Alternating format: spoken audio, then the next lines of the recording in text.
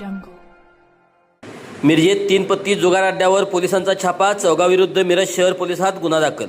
मिरज शहरातील शास्त्री चौक परिसरात सुरू असलेल्या 3 पत्ती जुगार अड्ड्यावर मिरज शहर पोलिसांच्या गुन्हे प्रकटीकरण शाखेने छापा टाकून चौगाविरुद्ध गुन्हा दाखल केला आहे. या कारवाईत रोख रक्कम, पत्त्यांचा संच, वान्य जुगार साहित्याचा एकूण 18,160 रुपयांचा मुद्देमाल जप्त करण्यात आला. वसंतदादा पाटील मराठी शाळेजवळील मरगुबाई मंदिराच्या पाठीमागील पत्र्याच्या शेडमध्ये चिंचेच्या झाडाच्या आडोशाला काही जण 3 पत्तीचा जुगार खेळत असल्याची माहिती मिळाली होती.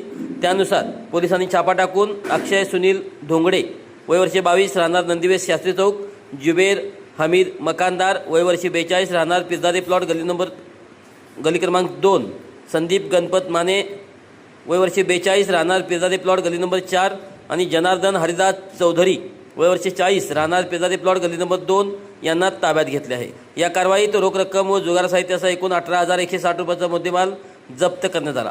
चौगाविरुद्ध मुंबई जुगार प्रतिबंधक अधिनियम अंतर्गत मिरज शहर पोलीस ठाण्यात गुन्हा दाखल करण्यात आला असून पुढील तपास सुरू आहे.